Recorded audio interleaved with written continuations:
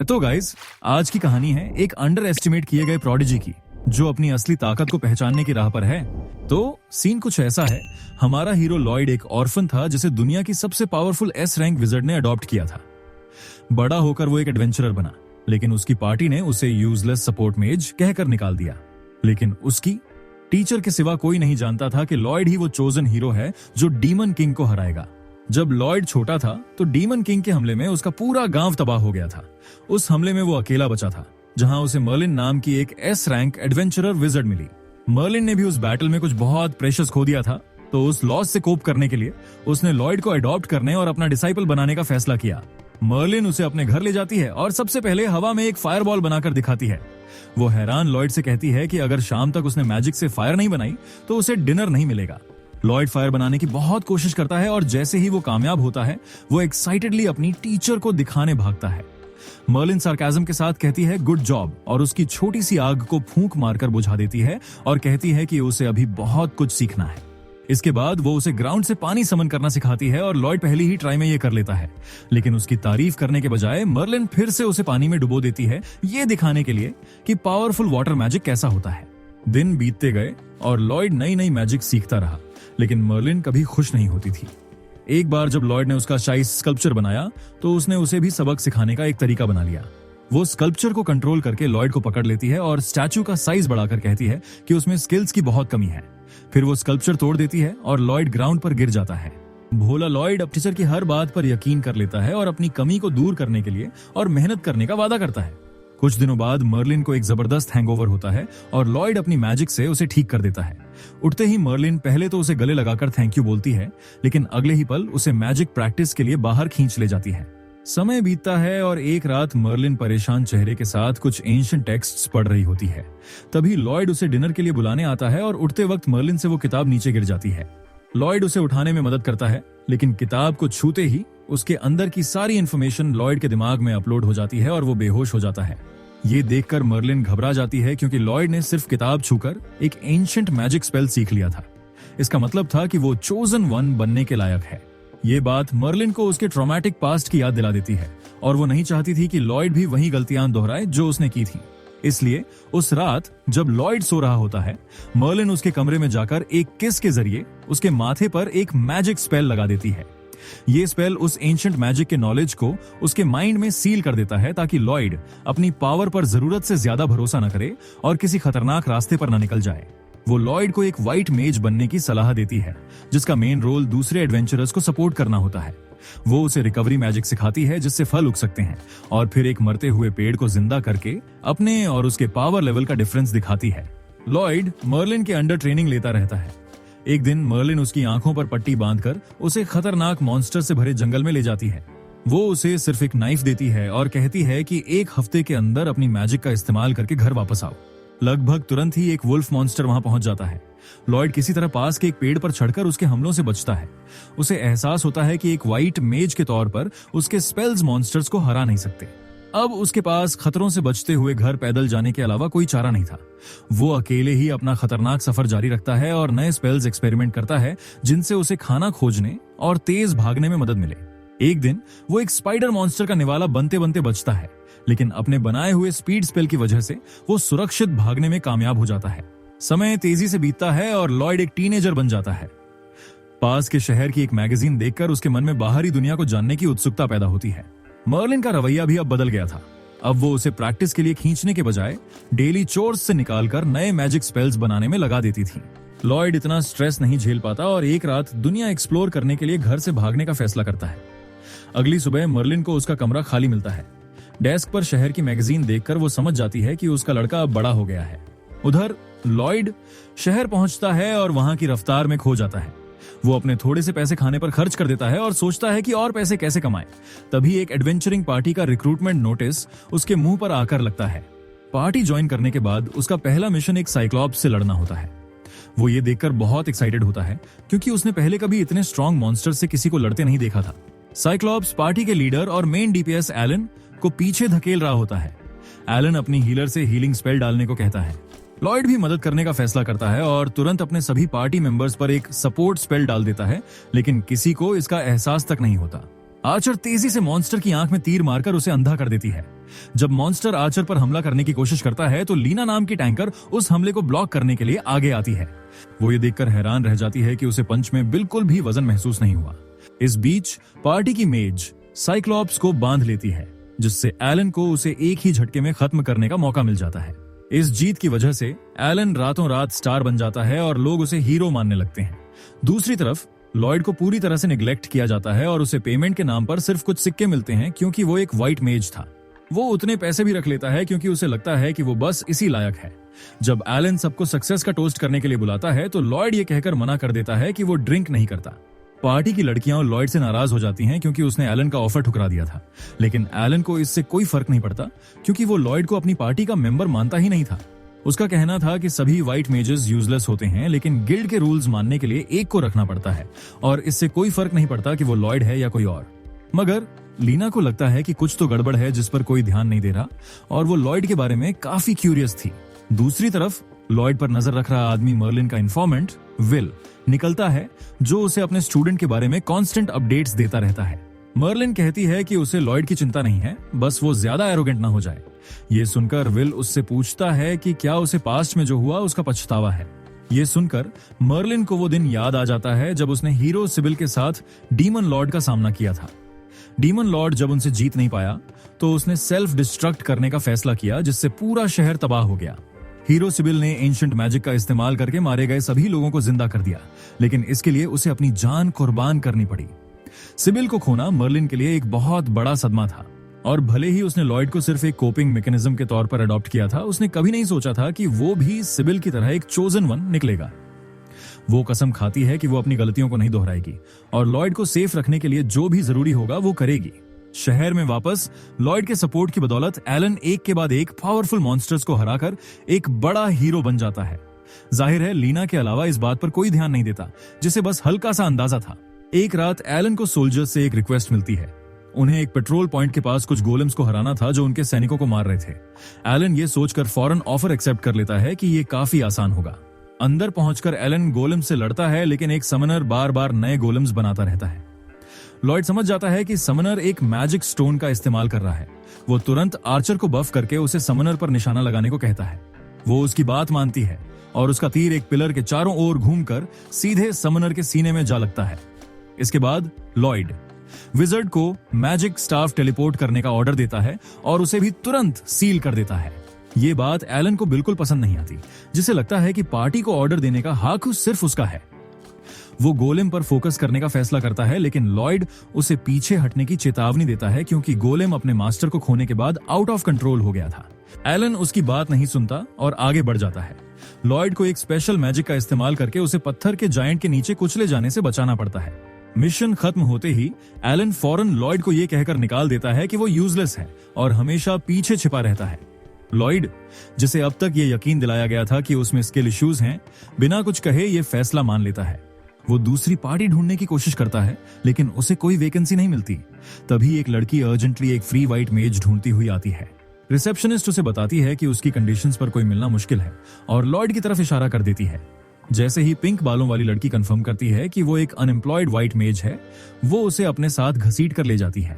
पता चलता है कि पिंक बालों वाली वो लड़की यूई एक एस रैंक एडवेंचरर पार्टी की मेंबर है। हाल ही में वो लोग कुछ बैंडिट्स का शिकार करने गए थे। अपने बेहतरीन टीम वर्क और सुपीरियर स्ट्रेंथ की वजह से उन्होंने आसानी से बैंडिट्स को हरा दिया और उनके बॉस को भी घेर लिया। लेकिन बॉस ने अपना सीक्रेट मूव इस्तेमाल किया और लड़ने के लिए एक जायंट स्टोन गोलेम को समन कर लिया।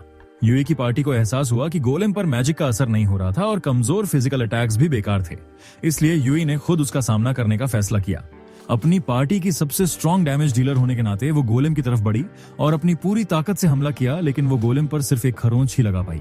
उसे पीछे हटकर गोलेम के हमले से बचना पड़ा। फिर उसने अपनी पार्टी की व्हाइट मेज क्लम से उसे बफ करने को कहा। क्लम अपने ख्यालों में खोई हुई थी और उसे यूई की बात समझने में 1 सेकंड लग गया। खुशकिस्मती से उसने सही समय पर यूई की स्ट्रेंथ बढ़ाने वाला स्पेल डाल दिया, जिससे यूई ने अपने अगले ही हमले में गोलेम को हरा दिया। बैंडिट्स को अरेस्ट करने के बाद यूई क्लम से बात करने गई। क्लम ने ध्यान भटकने के लिए माफी मांगी क्योंकि उसकी वजह से यूई की जान जा सकती थी। यूई ने उसे ज्यादा न सोचने को कहा क्योंकि वो जानती थी कि क्लम पर्सनल इश्यूज से डील कर रही है। तभी क्लूम ने अपना रेजिग्नेशन यूई को थमा दिया। उसे अपनी बीमार बहन की देखभाल के लिए ब्रेक चाहिए था। और यहीं से कहानी प्रेजेंट में आती है, जहां यूई लॉयड का हाथ पकड़कर उसे अपने बेस पर ले जाती है। उसके पार्टी मेंबर्स को यह प्रोसेस करने में थोड़ा टाइम लगता है कि यूई को एक व्हाइट मेज मिल गया, क्योंकि उन्हें यकीन था कि वो फेल हो जाएगी। यूई लॉयड को सबसे इंट्रोड्यूस कराती है, जबकि उसे खुद उसका नाम तक नहीं पता था। फिर वो अपनी पार्टी को इंट्रोड्यूस कराती है, जिसमें shield user daggers, Archer cross और मेज सिलिका शामिल थे। आखिर में वो खुद को सोर्ड्समैन और पार्टी लीडर बताकर लॉयड का अपनी पार्टी में वेलकम करती है। लॉयड उससे पूछता है कि उसने पार्टी ज्वाइन करने के लिए हाँ कब कहा। ये सुनकर यूई चौंक जाती है, क्योंकि उसे एहसास ही नहीं होता कि उसने मेन सवाल तो पूछा ही नहीं। डैगर्स और सिलिका समझ जाते हैं कि यूई जल्दबाजी में इस अजनबी को बिना कुछ बताए बेस पर ले आई है, और वो इसके लिए लॉयड से माफी मांगते हैं। फिर वो यूई से कहते हैं कि भले ही उसे एक व्हाइट मेज मिल गया हो, लेकिन वो क्लम की जगह नहीं ले सकता और उन्हें अपना करंट क्वेस्ट छोड़ देना चाहिए। ये सुनकर यूई अपसेट हो जाती है और कहती है कि वो अपने क्लाइंट को ऐसे मना नहीं कर सकते। लॉयड उनसे पूछता है कि वो ये क्वेस्ट किसी और पार्टी को क्यों नहीं दे देते। डैगर्स बताता है कि ये ए रैंक क्वेस्ट है, जिसे सिर्फ ए रैंक या उससे ऊपर की पार्टीज ही ले सकती हैं। फिलहाल शहर की सारी ए रैंक पार्टीज बाहर हैं और सिर्फ वही ये मिशन एक्सेप्ट कर सकते हैं, क्योंकि वो एक एस रैंक पार्टी है। लॉयड ये सुनकर हैरान रह जाता है कि वो एस रैंक एडवेंचरर्स के सामने खड़ा है और वो सच में उनकी मदद करना चाहता है। लेकिन एक बार फिर उसका लो सेल्फ एस्टीम उसे यकीन दिलाता है कि वो किसी काम आने के लिए बहुत कमजोर है। लेकिन यूई उसके लिए बोलती है और अपने पार्टी मेंबर से कहती है कि उन्हें लॉयड को एक मौका देना चाहिए। वो उसे अपनी स्किल्स दिखाने के लिए जंगल में ले जाती है। लॉयड ये सोचकर नर्वस हो जाता है कि वो सबको डिसअपॉइंट करने वाला है।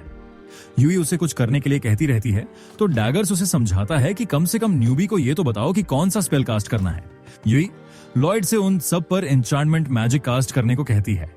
क्रॉस और सिलिका को लगता है कि ये पॉसिबल नहीं है, क्योंकि ऐसा सिर्फ बहुत स्किल्ड व्हाइट मेजेस ही कर सकते हैं। लेकिन लॉयड ये सुनकर हैरान रह जाता है कि दुनिया का सबसे मुश्किल काम बताकर यूई ने उसे बस एक बेसिक लेवल का स्पेल कास्ट करने को कहा है। वो उससे पूछता है कि क्या उसे यकीन है कि पार्टी ज्वाइन करने के लिए उसे बस यही टेस्ट पास करना है, और यूई हाँ में सिर हिलाती है। दूसरे पार्टी मेंबर्स लॉयड से कहते हैं कि अगर वो ये नहीं कर सकता तो स्ट्रांग बनने का नाटक करने की जरूरत नहीं है, क्योंकि वो जानते हैं कि ये कितना मुश्किल है। लेकिन लॉयड कहता है कि वो ये करेगा।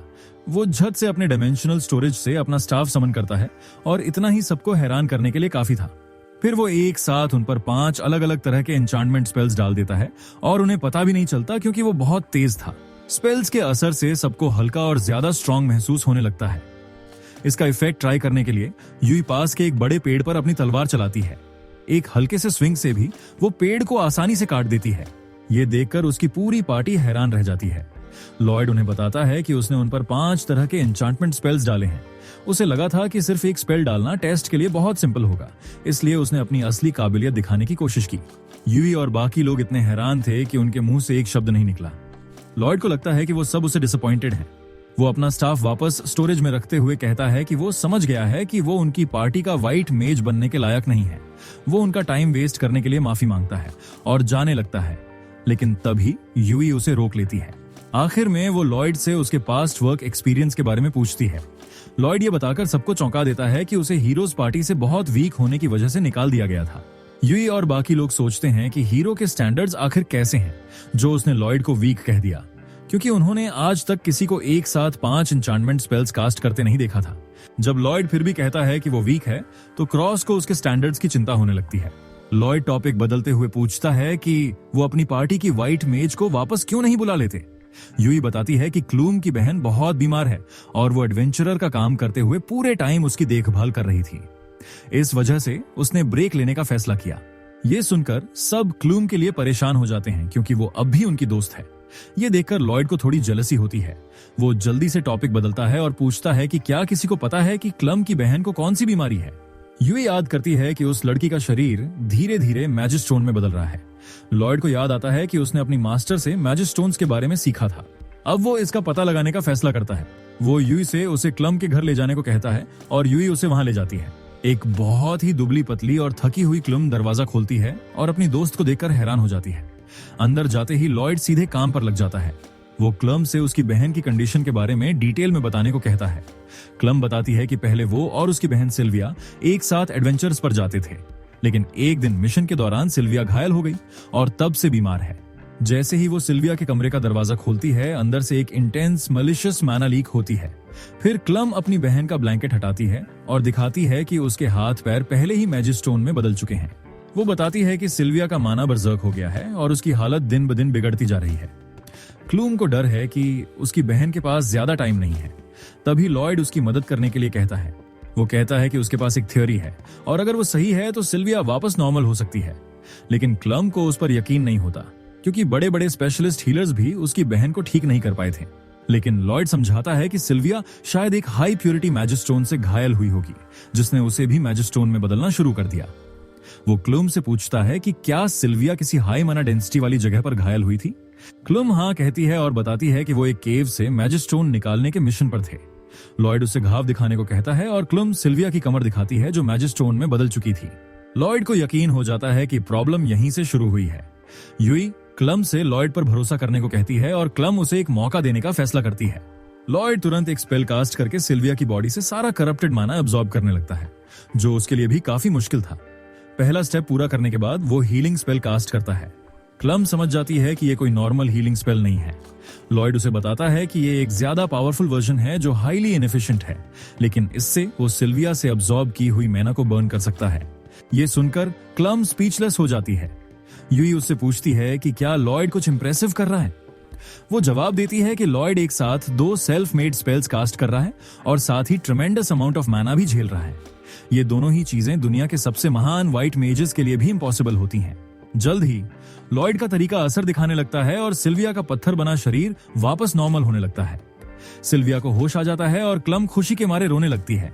बाद में वो यूई और लॉयड से कहती है कि एक बार जब उसकी बहन ठीक हो जाएगी तो वो दोनों फिर से एडवेंचर्स पर जाएंगी। वो चाहती है कि उसकी जगह लॉयड यूई की पार्टी को सपोर्ट करे। लॉयड कहता है कि वो इसके लिए क्वालिफाइड नहीं है, लेकिन क्लम उसकी बात को अनसुना कर देती है और उसे अपने दिल की सुनने को कहती है। इसके बाद यूई और बाकी लोग सिल्विया के ठीक होने की खुशी में एक पार्टी रखते हैं। वो लॉयड को थैंक यू कहते हैं, जो अब भी खुद को इस तारीफ के लायक नहीं समझता। लेकिन वो देखता है कि यहाँ सब उसके साथ कितना अच्छा बर्ताव कर रहे हैं, भले ही वो अभी अभी मिले हैं। वो नर्वसली उनसे पार्टी ज्वाइन करने की इजाजत मांगता है, ये जानते हुए भी कि उसमें स्ट्रेंथ की कमी है।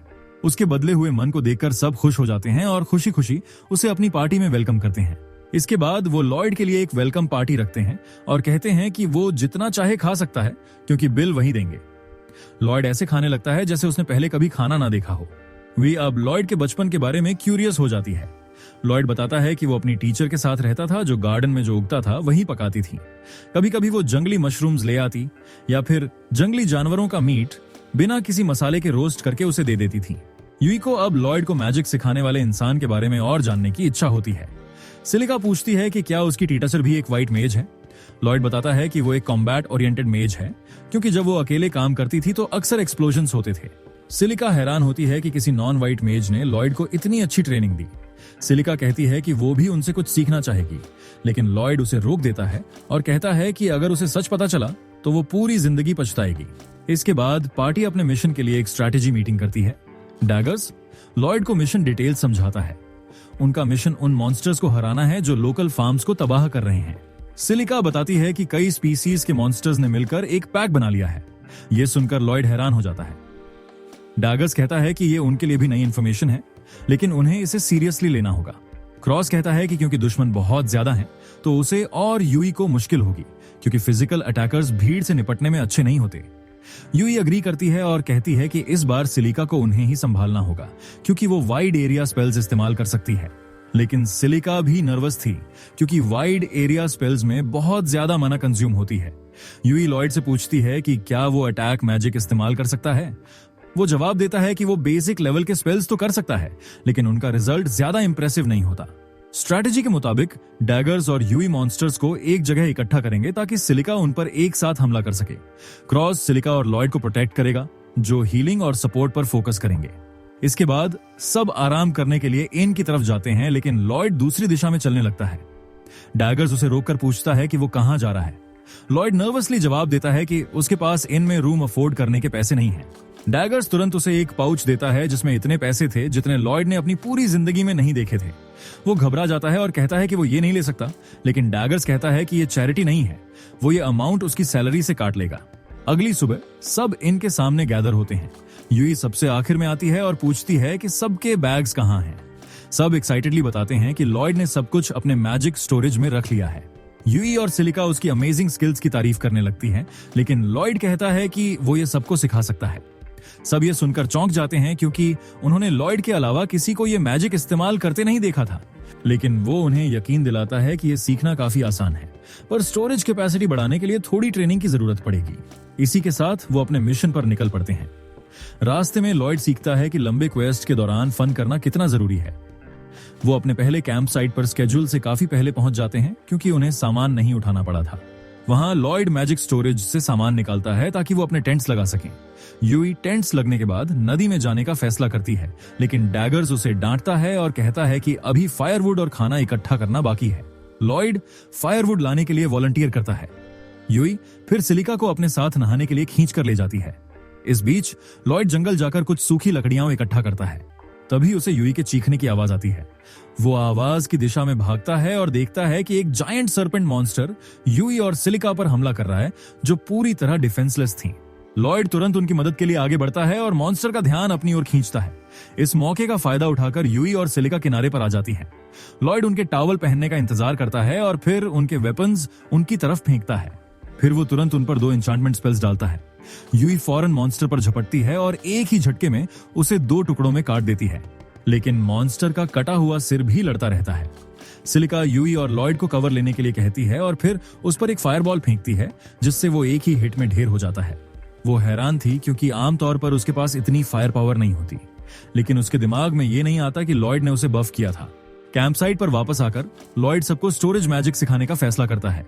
वो उन्हें अपनी हथेलियों से एक स्पेस खोलने के लिए कहता है, लेकिन उन्हें समझ नहीं आता कि ये कैसे करना है। लॉयड को लगता है कि वो एक बुरा टीचर है, लेकिन तभी सिलिका स्टोरेज चांट करती है और एक मैजिक स्पेस खोलने में कामयाब हो जाती है। सबको अचानक एहसास होता है कि वो लॉयड की तरह बिना इनकैंटेशन के स्पेल्स कास्ट नहीं कर सकते। थोड़ी प्रैक्टिस के बाद सिलिका अपना स्टाफ मैजिक स्पेस में स्टोर कर लेती है, लेकिन बाकियों को मुश्किल होती है। देर रात जब बाकी पार्टी सो रही होती है, लॉयड और यूई पहरा दे रहे होते हैं। यूई अचानक उसके सामने बैठकर पार्टी ज्वाइन करने के लिए उसे थैंक यू कहती है। वो फिर याद करती है कि यूई क्वेस्ट पूरा करने के लिए कितनी डिटरमिन्ड थी। वो उससे पूछता है कि क्या कोई खास वजह है कि वो इस क्वेस्ट को लेकर इतनी सीरियस है। यूई बताती है कि जब वो छोटी थी तो मॉन्स्टर्स ने उसके गांव पर हमला कर दिया था और वो अकेली सर्वाइवर थी। इसलिए जब उसने इस क्वेस्ट के बारे में सुना तो वो खुद को रोक नहीं पाई, क्योंकि वो लोगों को उसी सिचुएशन से बचाना चाहती थी जिसका उसने सामना किया था। अचानक लॉयड उसे चुप रहने को कहता है क्योंकि पास में मॉन्स्टर्स थे। यूई अलर्ट हो जाती है और अपनी तलवार निकाल लेती है, जबकि लॉयड उसे जाकर सबको जगाने के लिए कहता है। जल्द ही पूरी पार्टी स्पाइडर मॉन्स्टर्स का सामना करने के लिए तैयार थी, लेकिन उन्हें एहसास होता है कि उनकी संख्या बहुत ज्यादा है और उन्हें फिलहाल पीछे हट जाना चाहिए। वो धीरे धीरे पीछे हटने लगते हैं, लेकिन गलती से यूई का पैर एक टहनी पर पड़ जाता है और आवाज से मॉन्स्टर्स का ध्यान उनकी तरफ जाता है। सब जितनी तेजी से भाग सकते थे भागते हैं, लेकिन स्पाइडर्स उन्हें पकड़कर घेर लेते हैं। स्पाइडर्स उन्हें रेशम के पिंजरे में फंसा लेते हैं और सब घबरा जाते हैं। लॉयड कहता है कि उन्हें स्पाइडर्स को हराने से पहले उन्हें यहीं रोकना होगा। वो जल्दी से अपने टीममेट्स को इंचांट करता है और यूई को पहले हमला करने के लिए कहता है। वो ऊपर उछलती है और रेशम का जाल काट देती है और क्रॉस सिलिका का स्टाफ उसे वापस कर देता है। इस बीच यूई एक स्पाइडर की तरफ भागती है, उसके स्टिकी स्प्रे को ब्लॉक करती है और फिर जल्दी से उसके पैर काट देती है। इसके बाद लॉयड सिलिका और क्रॉस को ऑफेंस में शामिल होने के लिए कहता है। सिलिका कुछ फायरबॉल्स बनाती है और क्रॉस उनके बीच से तीर चलाता है, जिससे जलते हुए तीरों से स्पाइडर्स में आग लग जाती है। लड़ाई खत्म हो जाती है और लॉयड को एहसास होता है कि पार्टी का सबसे नया मेंबर होने के बावजूद वो ऑर्डर्स देने लगा था। वो इसके लिए माफी मांगता है, लेकिन डैगर्स कहता है कि ये अच्छी बात थी क्योंकि उसमें एक नेचुरल बॉर्न लीडर के क्वालिटीज हैं। अगली सुबह तक सब स्टोरेज मैजिक इतना सीख चुके थे कि अपना सामान खुद उठा सकें। जैसे ही वो अपना सफर फिर से शुरू करते हैं, लॉयड सोचता रहता है कि स्पाइडर मॉन्स्टर्स यहाँ क्यों थे। कुछ दिन बाद रात में अकेले पहरा देते हुए लॉयड फिर से स्पाइडर मॉन्स्टर्स के बारे में सोचने लगता है। उसे लगता है कि उन्हें मॉन्स्टर्स को थोड़ा और इंस्पेक्ट करना चाहिए था। तभी यूई और सिलिका उसे बुलाती हैं और पूछती हैं कि क्या आज रात भी वो अकेले पहरा देने का प्लान बना रहा है। लॉयड हाँ कहता है और लड़कियां उसके लिए परेशान हो जाती हैं, क्योंकि वो काफी टाइम से पूरी रात जाग रहा था। वो उसे कहती हैं कि उसे नाइट शिफ्ट बाकियों के साथ रोटेट करनी चाहिए, लेकिन लॉयड कहता है कि वो ठीक रहेगा। वो चाहता है कि बाकी सब अपनी स्टैमिना बचाकर रखें। इस बीच क्रॉस और डैगर्स अपने टेंट से ये सब देख रहे थे और लॉयड की जिद को लेकर परेशान थे। अगले दिन वो अपना सफर फिर से शुरू करते हैं। जब वो ब्रेक लेते हैं तो लॉयड पास में किसी मॉन्स्टर को डिटेक्ट करने की कोशिश करता है। जब उसे कोई नहीं मिलता तो वो राहत की सांस लेता है। तभी यूई भागकर उसके पास आती है और पूछती है कि वो क्या कर रहा है। वो उसे सर्च मैजिक के बारे में बताता है, जिससे वो पास के मॉन्स्टर्स और खतरों का पता लगा सकता है।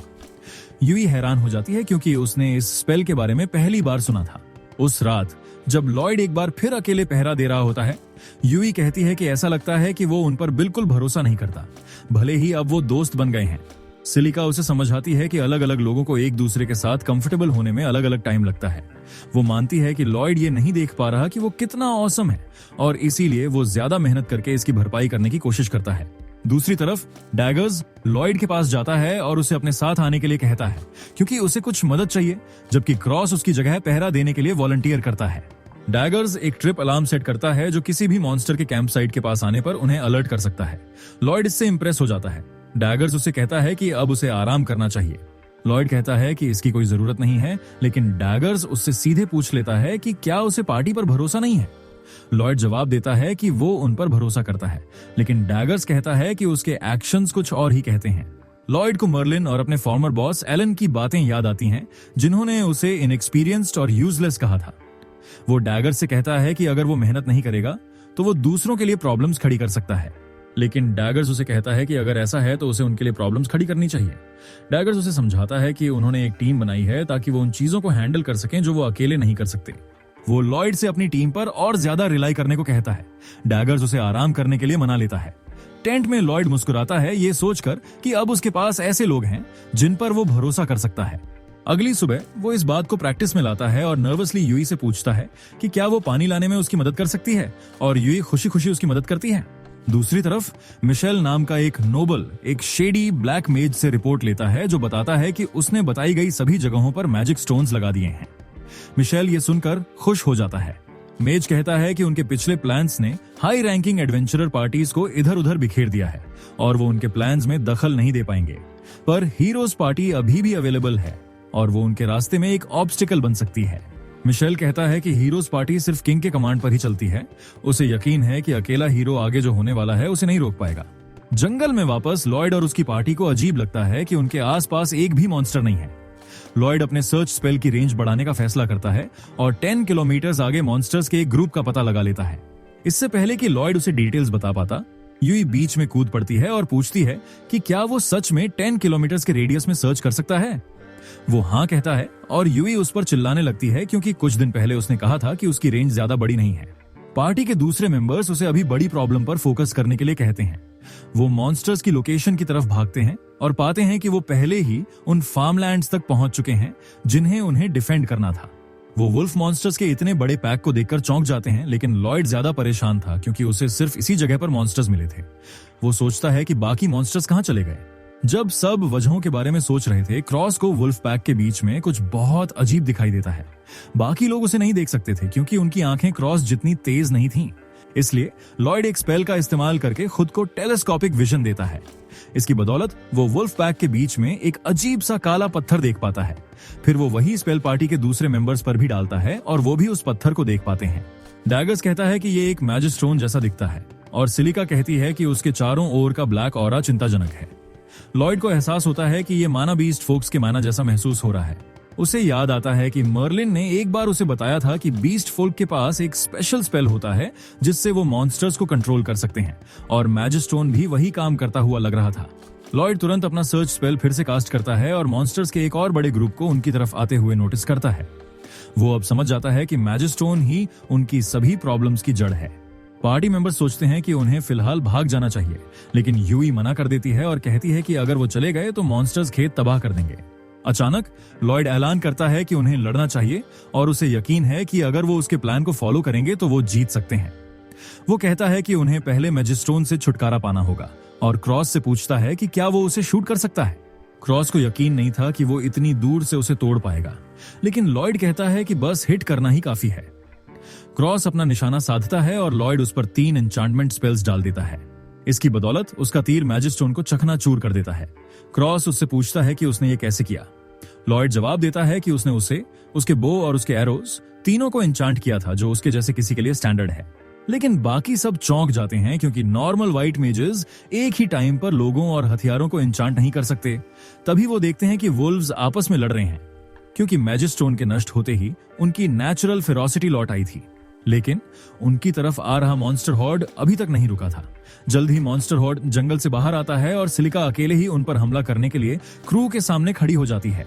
मॉन्स्टर्स खतरनाक तरीके से उसके करीब आने लगते हैं, लेकिन लॉयड उसे हमला करने का कमांड देने के लिए आखिरी पल तक इंतजार करता है। वो तुरंत एक फायर टॉर्नेडो बनाती है जो उसकी तरफ आ रहे सभी मॉन्स्टर्स का सफाया कर देता है। सब हैरान थे क्योंकि उन्होंने पहले कभी इस तरह की फायर पावर नहीं देखी थी। लॉयड सिलिका से मॉन्स्टर्स पर विंड और फायर मैजिक से ब्लास्ट करते रहने को कहता है। सिलिका के हमले से निकले धुएं की वजह से फ्लाइंग मॉन्स्टर्स अंधे हो गए थे, लेकिन वो भी उनसे छिप गए थे।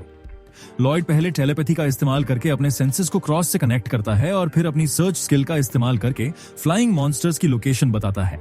जैसे ही क्रॉस को मॉन्स्टर्स की लोकेशन पता चलती है, वो बिना एक भी शॉट मिस किए उन सबको मार गिराता है। लॉयड फिर अपने प्लान के फाइनल पार्ट के लिए सिलिका के पास वापस भागता है, लेकिन वो उसे बताती है कि उसकी माना खत्म हो गई है। लॉयड के लिए ये कोई प्रॉब्लम नहीं थी क्योंकि वो एक चलता फिरता पावर बैंक बन जाता है और अपनी माना उसके साथ शेयर करता है। वो अचानक बहुत ज्यादा माना देने की वजह से कोलैप्स हो जाता है, लेकिन वो सिलिका से कहता है कि वो उसकी चिंता न करे और बारिश कराने वाला स्पेल कास्ट करे। सिलिका जैसा कहा गया था वैसा ही करती है और बारिश जल्दी से जंगल की आग बुझा देती है। लेकिन इसके साथ ही उसकी माना भी खत्म हो जाती है और वो ग्राउंड पर गिर पड़ती है, लेकिन डैगर्स उसे पकड़ लेता है। यूई और डैगर्स बचे हुए मॉन्स्टर्स से डील करने के लिए आगे बढ़ते हैं। लॉयड अचानक ग्राउंड पर गिर जाता है और कहता है कि उसे और मेहनत करने की जरूरत है, क्योंकि उसे बस इतना सा काम करने के बाद थकना नहीं चाहिए। जल्द ही यूई और बाकी लोग बचे हुए मॉन्स्टर्स को भी खत्म कर देते हैं, लेकिन जैसे ही वो लॉयड को चेक करने के लिए वापस आते हैं, वो उनसे कहता है कि उन्हें पास के शहर जाना होगा, क्योंकि उसकी इंस्टिंक्ट कह रही है कि ये जगह सिर्फ एक डिकॉय थी और असली टारगेट इश्तार शहर है। लॉयड अपने स्टोरेज डिमेंशन से माना पोशंस का एक क्रेट निकालता है। वो एक पोशन पीते हुए समझाता है कि पूरा मिशन इश्तार से हाई रैंकिंग एडवेंचरर्स को बाहर भेजने और उसके डिफेंस को कमजोर करने का एक ट्रैप था। क्रॉस कहता है कि इश्तार में हीरोज पार्टी के साथ साथ नाइट ऑर्डर भी है, इसलिए उसके डिफेंसेस को तोड़ना आसान नहीं होगा। लेकिन यूई तुरंत इश्तार वापस जाने का फैसला करती है। लॉयड माना पोशन खत्म करते ही पूरी पार्टी पर एक बफ डाल देता है और शहर की तरफ भागना शुरू कर देता है। सब ये देखकर चौंक जाते हैं कि वो कितना तेज है, लेकिन जैसे ही यूई उसे पकड़ने की कोशिश करती है, उसे पता चलता है कि वो भी अब बहुत तेज भाग सकती है। बाकी ग्रुप भी उनके पीछे हो लेता है और उन्हें ज्यादा हैरानी नहीं होती जब लॉयड बताता है कि उसने उनकी स्पीड बूस्ट कर दी है ताकि वो जल्दी शहर पहुंच सकें। इस बीच मिशेल अपने मैंशन में कुछ पेपर वर्क कर रहा होता है। तभी डीमन जनरल ग्रेस्ट वहां प्रकट होता है और उसे बताता है कि उसकी आर्मी एक्शन के लिए तैयार है। मिशेल ये सुनकर खुश हो जाता है। दोनों आदमी डिस्कस करते हैं कि उनके लिए इश्तार शहर में एक आर्मी भेजना कितना आसान था, वो भी बिना किसी को पता चले, thanks to the powers of a beast folk girl they kidnapped. उधर लॉयड और बाकी लोग इश्तार की तरफ भाग रहे होते हैं और अपनी सांस पकड़ने के लिए एक ब्रेक लेते हैं। सिलिका को चिंता होती है कि लॉयड थक रहा होगा, क्योंकि एन्चांटमेंट मैजिक को मेंटेन करना बहुत मुश्किल होता है। वो उसे उस टाइम के बारे में बताता है जब मर्लिन ने उसे एक जंगल में फेंक दिया था और क्योंकि वो मॉन्स्टर्स को हरा नहीं सकता था, वो बस भागता रहा। इसने उसे तेज रहने के लिए नए और ज्यादा एफिशिएंट स्पेल्स डेवलप करने पर मजबूर किया। वो कहता है कि ट्रेनिंग बहुत मुश्किल थी, लेकिन क्योंकि मर्लिन ने उसे इसके लिए बहुत डांटा था तो जरूर उसी में कोई कमी होगी। लड़कियां उसे बता भी नहीं पाती कि वो कितना गलत है। लॉयड स्पीड इंक्रीज बफ डालने के बाद अपनी सर्च मैजिक का भी इस्तेमाल करता है। वो अचानक रुक जाता है, जिससे सब उससे टकरा जाते हैं। वो बताता है कि उसकी सर्च स्किल ने कुछ डिटेक्ट किया है, लेकिन वो इंसान या मॉन्स्टर नहीं है। उसे इसके बारे में एक बैड फीलिंग आ रही थी। वो सबसे कहता है कि वो उसके बिना आगे बढ़े, जबकि वो उस अनईजी फीलिंग के सोर्स को चेक करेगा। पर यूई कहती है कि अगर वो कुछ खतरनाक निकला तो उसे उनकी मदद की जरूरत पड़ेगी, और वो मान जाता है। वो जल्द ही एक झोपड़ी तक पहुंचते हैं और लॉयड को अब यकीन हो जाता है कि वो अंदर डीमंस को सेंस कर सकता है। पार्टी ये सुनकर चौंक जाती है क्योंकि डीमंस को यहाँ नहीं होना चाहिए। लॉयड कहता है कि डीमंस को ह्यूमन टेरिटरी में एंटर करने से बैन किया गया है, लेकिन बाकी सब उसे याद दिलाते हैं कि वो पिछले कुछ सालों से बैन को इग्नोर कर रहे हैं और इंसानों पर हमला कर रहे हैं। क्रॉस कहता है कि उन्हें शहर लौटकर इस मामले की रिपोर्ट नाइट्स को देनी चाहिए, लेकिन लॉयड कहता है कि उन्हें पहले कुछ और इन्फॉर्मेशन इकट्ठी करनी चाहिए। उसे डीमन से वही एनर्जी महसूस होती है जो उन्हें पहले ब्लैक मैजिक स्टोन से महसूस हुई थी। यूई उससे अग्री करती है, क्योंकि अगर उन्होंने कुछ नहीं किया तो इश्तार खतरे में पड़ सकता है। वो घर के करीब जाते हैं, लेकिन अंदर कोई नहीं था। लॉयड अपनी सर्च स्किल का फिर से इस्तेमाल करता है और पाता है कि डीमंस घर के बजाय ग्राउंड के नीचे हैं। लॉयड सिलिका को अर्थ मैजिक इस्तेमाल करने के लिए कहता है, लेकिन उससे पहले वो सबको बफ कर देता है। सिलिका ग्राउंड में एक सैंडपिट बनाती है जिससे अंडरग्राउंड टनल की छत एक रिचुअल कर रहे डीमंस पर गिर जाती है। डीमंस मलबा गिरने से बचने के लिए बिखर जाते हैं और यूई तुरंत अंदर कूदती है, उनमें से एक को गले से पकड़ लेती है। वो पूछती है कि डीमंस कॉन्टिनेंट के इस तरफ क्या कर रहे हैं। तभी दूसरा डीमन उस पर मलबा फेंकता है। यूई आसानी से सब ब्लॉक कर देती है। क्रॉस एक डीमन को शूट करता है जबकि दूसरा भाग जाता है। डीमंस मलबे के पीछे छिप जाते हैं, लेकिन सिलिका अपनी स्किल का इस्तेमाल करके चट्टानों को रेत में बदल देती है, जिससे वो एक्सपोज हो जाते हैं। वो उस पर हमला करने की कोशिश करते हैं, लेकिन डैगर्स उनके अटेम्प्ट को ब्लॉक कर देता है, जिससे उन्हें भागने पर मजबूर होना पड़ता है। एक डीमन कमरे से भाग जाता है और जब यूई उसका पीछा करने की कोशिश करती है तो वो दरवाजा नहीं खोल पाती। दो और डीमंस उस पर घात लगाकर हमला करने की कोशिश करते हैं, लेकिन क्रॉस उनके कपड़ों को ग्राउंड पर पिन कर देता है, जिससे वो यूई के लिए आसान टारगेट बन जाते हैं। इसी के साथ वो 3 डीमंस को हरा देते हैं और फिर आखिरी वाले को पकड़ने के लिए भागते हैं, जो बीस्ट गर्ल को एक कोकून में कैद करके अपने साथ ले जाता है। लॉयड और बाकी लोग तभी वहां पहुंचते हैं और डीमन का पीछा करने का फैसला करते हैं। यूई और क्रॉस उसके पास पहले पहुंचते हैं और उसे दोनों तरफ से घेरने का फैसला करते हैं। लॉयड को कोकून से एक बहुत स्ट्रॉन्ग मैजिक सिग्नल महसूस होता है और वो अपने दोस्तों से उसे हर कीमत पर पकड़ने के लिए कहता है। जल्द ही यूई डीमन का रास्ता रोक देती है और उसे एहसास होता है कि वो चारों तरफ से घिर चुका है। लॉयड उसे सरेंडर करने के लिए कहता है, लेकिन डीमन लड़ने का फैसला करता है। वो हमला करने के लिए एक मैजिक सर्कल बनाता है, लेकिन लॉयड तेजी से रिएक्ट करता है और अपने दोस्तों के सामने शील्ड्स बना देता है, जिससे मैजिक अटैक बाउंस होकर आखिर में डीमन को ही लग जाता है। वो उसी से ढेर हो जाता है और फिर लॉयड तुरंत कोकून को नीचे लाने और अंदर की बीस्ट गर्ल को फ्री करने के लिए भागता है। वो उसे वापस कॉटेज ले जाते हैं और लॉयड उसे हील करने का फैसला करता है। यूई और सिलिका उसकी हीलिंग मैजिक को तेजी से काम करते देख इंप्रेस हो जाती है। लॉयड उन्हें बताता है कि उसने स्पेल में कुछ एडजस्टमेंट्स किए हैं। ये उन दोनों को चौंका देता है, क्योंकि स्पेल्स को चेंज करना बिल्कुल भी आसान नहीं होता। लेकिन लॉयड उन्हें बताता है कि उसकी टीचर अक्सर उसे नए स्पेल्स बनाने में मदद करने के लिए फोर्स करती थी, इसलिए ये उसके लिए कुछ भी नहीं है। तभी बीस्ट गर्ल जाग जाती है और यूई तुरंत उस पर सवालों की बौछार कर देती है। लड़की नर्वसली बताती है कि उसका नाम क्लेयर है। यूई फिर उससे पूछती है कि उसे डीमंस ने क्यों पकड़ा था, और क्लेयर जवाब देने में हिचकिचाती है। लॉयड उसे बताता है कि वो एडवेंचरर्स हैं जिन्होंने उसे बचाया है। फिर वो कहता है कि उसने सुना है कि कुछ बीस्ट फोल्क मॉन्स्टर्स को कंट्रोल करने के लिए मैजिक का इस्तेमाल कर सकते हैं, और पूछता है कि क्या ये उसकी एबिलिटी थी जिसने फार्म्स में मॉन्स्टर्स को कंट्रोल किया था। क्लेयर हाँ कहती है और बताती है कि डीमंस ने उससे ये करवाया था। अब जब सारे फैक्ट्स उनके सामने थे, लॉयड और बाकियों को यकीन हो जाता है कि डीमंस चाहते हैं कि मॉन्स्टर्स इश्टार पर हमला करें। वो उसे बचाने के लिए तुरंत वापस जाने का फैसला करते हैं और क्लेयर को भी अपने साथ ले जाते हैं। जब वो ब्रेक लेने के लिए रुकते हैं तो लॉयड शहर की ओर बढ़ रहे मॉन्स्टर्स की एक बड़ी संख्या को सेंस करता है और उनके ठीक पीछे एक और भी बड़ी आर्मी को। उसे डर लगता है कि वो अकेले उन सब से नहीं लड़ सकते, इसलिए वो एक ड्रास्टिक स्टेप लेने का फैसला करता है। वो यूई और बाकियों से शहर जाकर नाइट्स को वार्न करने के लिए कहता है, जबकि वो क्लेयर के साथ पीछे रहकर उसकी पावर का इस्तेमाल करके मॉन्स्टर्स को रोकेगा। इस बीच शहर में लॉयड का former party leader hero Allen एक और इश्यू से परेशान था। उसे लॉयड को रिप्लेस करने के लिए कोई व्हाइट मेज नहीं मिल रहा था। उसकी पार्टी की लड़कियां उसे नर्वसली बताती हैं कि बेस्ट कैंडिडेट्स भी एक साथ सिर्फ 2 एन्चांटमेंट स्पेल्स ही कास्ट कर सकते हैं, और एलन उन्हें इनकॉम्पिटेंट मोरॉन्स का बंच कहता है।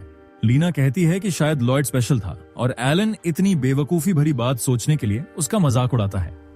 तभी एक नाइट कमरे में एंटर होता है और एलन को बताता है कि उसके लिए एक अर्जेंट मैसेज है। वो रिपोर्ट करता है कि उनके फॉरेस्ट पेट्रोल यूनिट ने एक मैसिव मॉन्स्टर आर्मी को उनकी तरफ आते देखा है और उन्हें तुरंत हीरो की मदद चाहिए। एलन और उसकी पार्टी ये सुनकर चौंक जाते हैं, लेकिन वो रिक्वेस्ट एक्सेप्ट करने का फैसला करता है। जैसे ही नाइट जाता है, लड़कियां एलन से पूछती हैं कि क्या वो सच में बिना व्हाइट मेज के इतनी बड़ी मॉन्स्टर आर्मी से लड़ सकते हैं। वो जवाब देता है कि ये किंगडम से डायरेक्ट रिक्वेस्ट है और उन्हें कुछ ब्राउनी पॉइंट्स स्कोर करने के लिए इसे एक्सेप्ट करना चाहिए। इससे भी ज्यादा वो दुनिया को दिखाना चाहता है कि वो एक यूजलेस सपोर्ट मेज के बिना भी सबसे स्ट्रांग है। दूसरी तरफ लॉयड और क्लेयर एक चट्टान पर पहुंचते हैं, जहां से वो एक और मॉन्स्टर हॉर्ड देख सकते हैं जो इश्टार की तरफ जा रहे हॉर्ड से भी बड़ा था।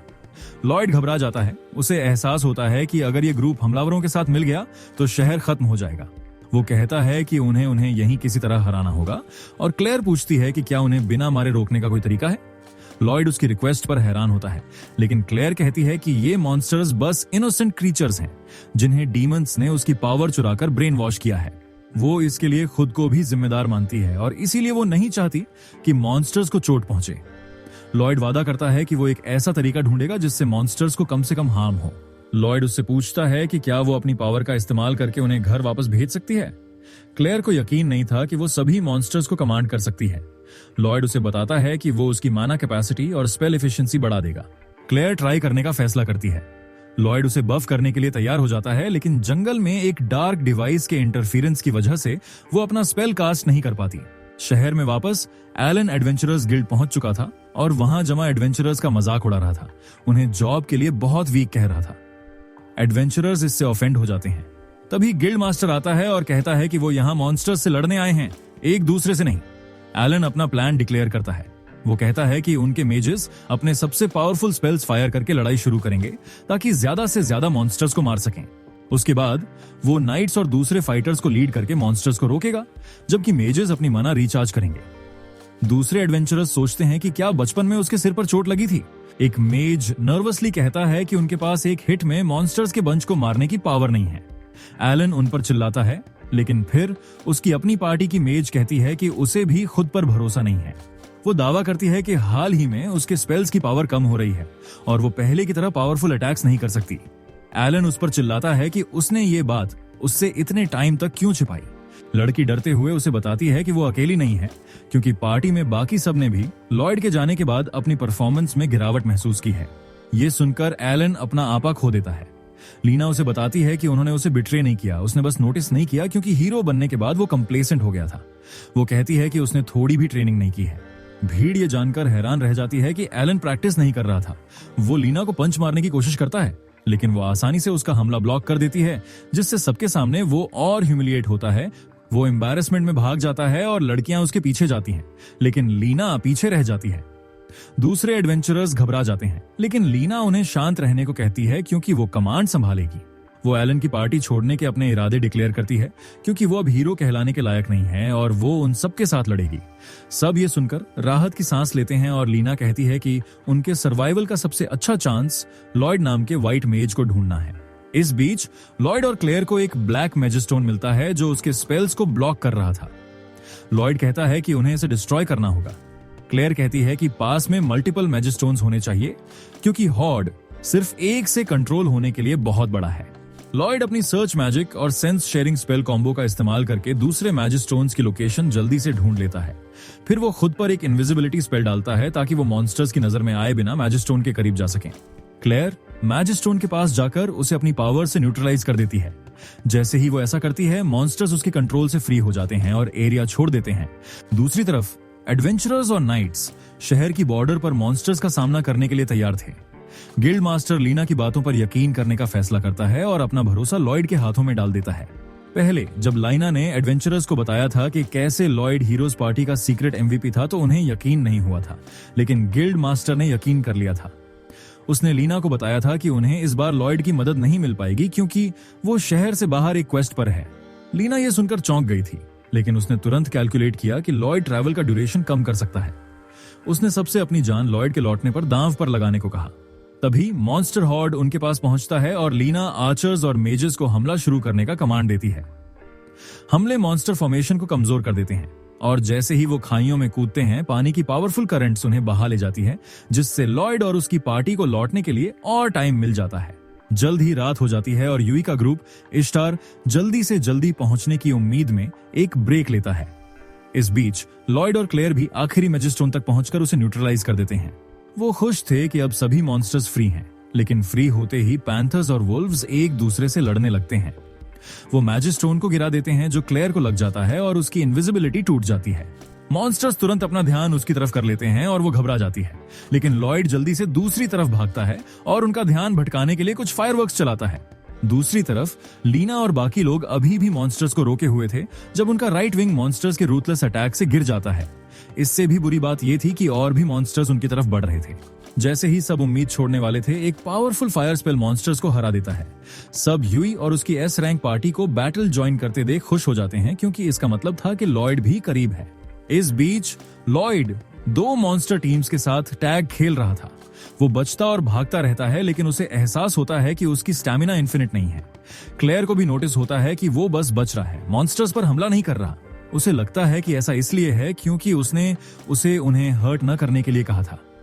वो उसकी मदद करने का फैसला करती है और एक गाना गाना शुरू कर देती है। उसका गाना सुनकर मॉन्स्टर्स अचानक अपना एग्रेशन रोक देते हैं और चुपचाप जंगल में लौट जाते हैं। लॉयड बहुत इंप्रेस होता है। क्लेयर उसे बताती है कि उसकी पावर उन्हें कंट्रोल नहीं करती, ये सिर्फ उसकी फीलिंग्स उन तक पहुंचाती है और उसने उनसे घर जाने के लिए कहा। लॉयड उसकी जान बचाने के लिए उसे थैंक यू कहता है और कहता है कि उन्हें अब इश्तार लौटना चाहिए, जहां यूई की पार्टी ने डिफेंस फोर्सेस को एक नई उम्मीद दी है। फिर भी उनकी मदद के बावजूद मॉन्स्टर्स जल्दी ही इंसानों पर हावी हो जाते हैं। लीना भी लड़ाई के दौरान घायल हो जाती है और उसके तुरंत बाद मॉन्स्टर्स डिफेंस फॉर्मेशन को पूरी तरह से तोड़ देते हैं। सब उम्मीद छोड़ देते हैं, लेकिन तभी उन्हें क्लेयर का मीठा गाना सुनाई देता है जो लॉयड की सपोर्ट मैजिक की वजह से फुल वॉल्यूम पर बज रहा था। उसका मैजिक अचानक मॉन्स्टर्स को शांत कर देता है और वो बिना किसी इंसान या दूसरे मॉन्स्टर पर हमला किए घर चले जाते हैं। सब इससे हैरान थे, लेकिन बैटल अभी खत्म नहीं हुई थी क्योंकि जायंट रॉक गोलेम्स का एक ग्रुप शहर की तरफ बढ़ रहा था और लॉयड उन्हें किसी भी कीमत पर रोकने का फैसला करता है। मॉन्स्टर इन्वेजन का मास्टरमाइंड मिशेल सोच रहा था कि इश्तार अब तक तबाह हो चुका होगा। तभी उसका सर्वेंट अर्जेंट न्यूज लेकर आता है। सर्वेंट उसे बताता है कि मॉन्स्टर हॉर्ड इश्तार पर हमला करने के बजाय पीछे हट गया है और बिखर गया है। मिशेल को इस खबर पर बिल्कुल यकीन नहीं होता। इस बीच क्लेयर गोलेम्स पर भी अपनी स्किल्स इस्तेमाल करने की कोशिश करती है, लेकिन वो काम नहीं करती। लॉयड समझ जाता है कि डीमंस इंटरफियर कर रहे होंगे। वो अपनी पार्टी से मिलकर डिस्कस करने का फैसला करता है कि उन्हें आगे क्या करना चाहिए। वो खुद को और क्लेयर को एनहांस करता है ताकि वो तेजी से भाग सकें। वो गोलेम्स के हॉर्ड के बीच से सीधे भागते हैं, जो उन्हें नोटिस करके उन पर हमला करने की कोशिश करते हैं। लॉयड अचानक क्लेयर को उसकी कमर से पकड़ता है और खाई के ऊपर से छलांग लगा देता है।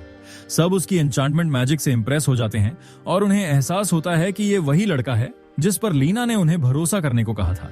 जैसे ही लॉयड ग्राउंड पर लैंड करता है, उसकी पार्टी उसे ग्रीट करने के लिए वहां होती है। वो उन्हें बताता है कि मॉन्स्टर्स के पीछे हटने का सारा क्रेडिट क्लेयर को जाता है, लेकिन अब उन्हें गोलेम से डील करना है। वो अचानक अपने घुटनों पर गिर जाता है और उसके दोस्त परेशान हो जाते हैं कि non stop support magic cast करने के बाद वो बहुत थक गया है। फिर भी लॉयड उनसे कहता है कि वो बैटल खत्म होने के बाद ही आराम करेगा। तभी गिल्ड मास्टर वहां लॉयड को ग्रीट करने आता है। लॉयड उससे क्लेयर को सेफ्टी में ले जाने के लिए कहता है।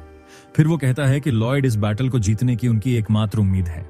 तभी लीना वहां आती है और उसे बताती है कि एलन बैटल में पार्टिसिपेट नहीं कर रहा है। लॉयड ये सुनकर हैरान रह जाता है। लीना बताती है कि एलन ने गिल्ड में एडवेंचरर्स के साथ झगड़ा किया और अपनी ड्यूटीज छोड़ दी।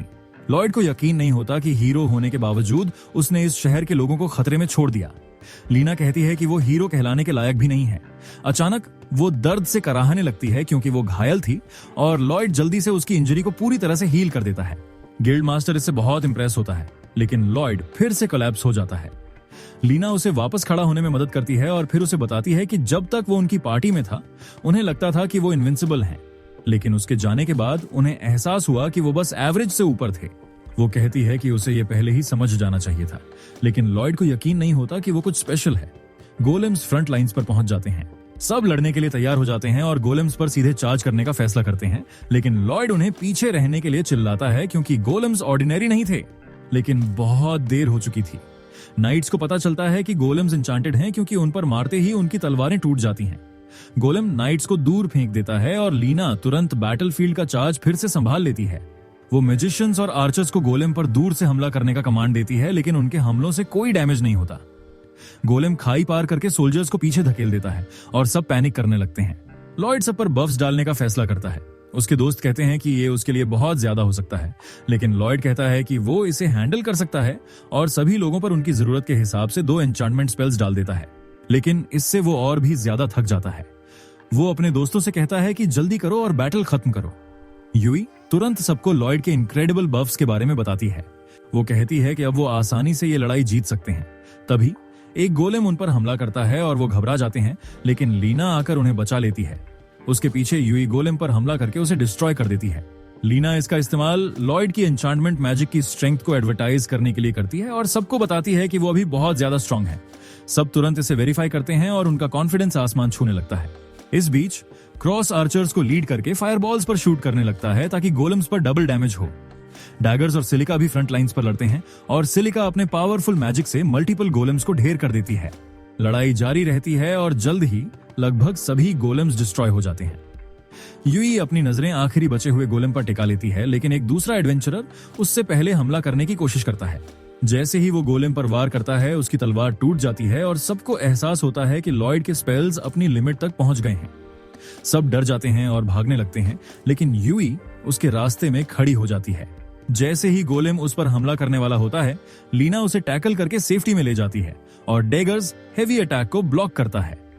लॉयड को एहसास होता है कि वो अकेले नहीं जीत सकते, इसलिए वो अपनी बची खुची पावर का इस्तेमाल करके यूई की तलवार को इंचांट करता है। वो ये देखती है और लीना और डैगर से उसे सपोर्ट करने के लिए कहती है। वो अपनी ताकतें मिलाकर हमले को ब्लॉक करते हैं और फिर यूई गोलेम पर हमला करती है, उसे एक ही झटके में डिस्ट्रॉय कर देती है। सब अपनी जीत का जश्न मनाने लगते हैं, जो उन्हें एक समय इम्पॉसिबल लग रही थी, और लॉयड आखिर में खुद को रिलैक्स करने का मौका देता है और तुरंत बेहोश हो जाता है। दूसरी तरफ डीमन जनरल ग्रिस्ट मिशेल के कासल पहुंचता है। न केवल वो इश्टार को डिस्ट्रॉय करने में फेल हुए, बल्कि क्लेयर भी उनके हाथ से निकल गई, मगर उसे वहां मिशेल नहीं मिलता, इसलिए वो उसके ऑफिस को ही डिस्ट्रॉय कर देता है। शहर में वापस लॉयड एक दिन की गहरी नींद के बाद उठता है। यूई उसे चेक करने आती है और वो रोने लगता है कि वो वीक होने की वजह से फेंट हो गया। यूई इस पॉइंट पर उससे आर्ग्यू भी नहीं करना चाहती, इसलिए वो उसे अपने साथ आने के लिए कहती है। जैसे ही वो इनका दरवाजा खोलती है, बाहर के लोग लॉयड के लिए चीयर करने लगते हैं, उसे अपना हीरो बुलाते हैं। वो इससे नर्वस हो जाता है और दरवाजा बंद कर लेता है। यूई उस पर गुस्सा होती है और उसे बाहर जाकर अपने फैंस का सामना करने के लिए कहती है। दूसरी तरफ मर्लिन का स्पाई विल उसके दरवाजे पर पहुंचता है और मर्लिन ये सोचकर उसे उड़ा देती है कि वो कोई चोर है। फिर भी विल को ब्लास्ट से एक खरोंच भी नहीं आती और मर्लिन उसे अंदर आने देती है, जहां उसकी पार्टी के दूसरे मेंबर्स पहले से मौजूद थे। मर्लिन फिर विल से लॉयड के बारे में पूछती है और वो उसे बताता है कि उसे हीरोज पार्टी से निकाल दिया गया था। वो ये सुनकर चौंक जाती है, लेकिन विल उसे बताता है कि ये अच्छी बात है, क्योंकि उसकी नई पार्टी उसे बहुत बेहतर ट्रीट करती है। मगर वो उसे लॉयड के लैक ऑफ कॉन्फिडेंस और इम्पॉसिबल स्टैंडर्ड्स के बारे में भी बताता है। मर्लिन जानती है कि इसके लिए वो जिम्मेदार है, लेकिन वो नहीं चाहती कि वो पास्ट की गलतियों को दोहराए। शहर में वापस लॉयड भीड़ से छिपा हुआ था। उसकी पार्टी उसे ढूंढ लेती है और उसे बताती है कि सब बस उसके ग्रेटफुल हैं, क्योंकि उसने शहर को बचाया है। लॉयड को नहीं लगता कि वो इस अटेंशन के लायक है, लेकिन सब उसे कहते हैं कि उसे खुद पर थोड़ा और कॉन्फिडेंस होना चाहिए। उनकी बातों को मानकर लॉयड भीड़ को ग्रीट करने का फैसला करता है, लेकिन उसे अब भी नहीं लगता कि वो इस सब अटेंशन के लायक हैं।